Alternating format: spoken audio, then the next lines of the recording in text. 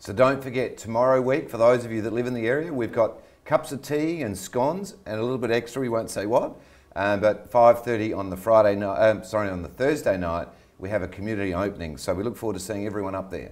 Now in the studio today, and absolutely can't wait to get into this discussion with this person. He's the HIA Executive Director, Robert Harding.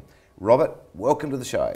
Thanks very much, Anthony. Pleasure to be here. Yeah, well, we're both in the market. You're in the housing building market. Just a very brief background to Robert Harding. Oh, I guess that my father was a builder. I studied law and practiced law for some time, and then I worked at the University of SA lecturing in law, then took on a position at the Real Estate Institute where we met, where I was both the professional development manager and also looked after the contracts and the legal advice. And then about 10 years ago, I went across to the Housing Industry Association, first of all as their IR and legal advisor, and for the last 6 or 7 years as the regional director, first of all for South Australia, then for a couple of years for Victoria, and more lately back for South Australia in the Northern Territory. Now, Robert, you know what you're doing when it comes to building. Just one other matter that I've been in the building industry for years. I used to sell building contracts. Tell me the difference between the Master Builders Association and the Housing Industry Association. A lot of the builders belong to both associations, but I guess if you had to describe what the difference was, that the Master Builders Associations tend to look after the commercial builders and perhaps some of the industrial builders, whereas we concentrate more on the residential side of things, and we would have about 95% coverage of residential builders. Let's get into it. What's happening with the building industry?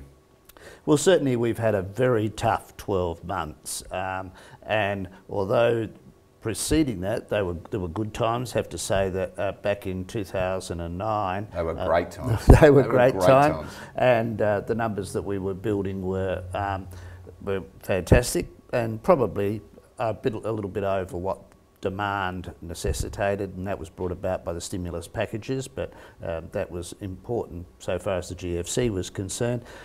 Certainly the last 12 months it has been tough for our members, and we're seeing a substantial drop in the new starts, probably in the order of somewhere getting up towards the 30%.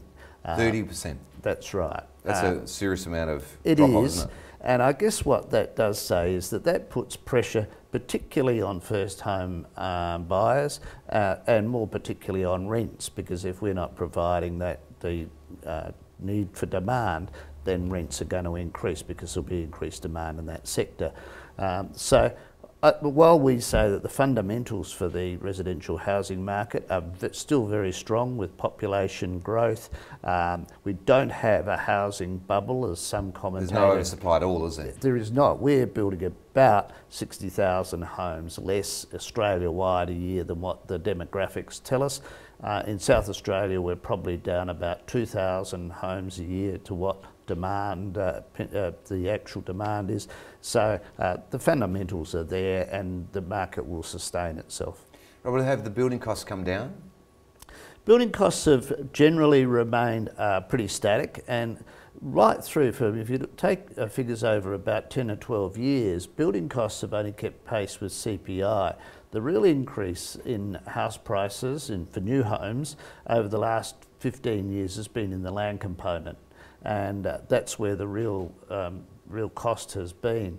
So no, I don't believe that building costs have come down. Having said that, because we are going through a bit of a toughened time at the moment, if people are contemplating building, now is a fantastic time to speak to your builder, because you will do some great deals. There's the plug for you.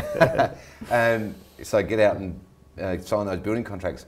Now, I notice builders that have never advertised or hardly ever advertised in the radio, TV and the press are now advertising there. So that looks to me that they're really, something's changed dramatically.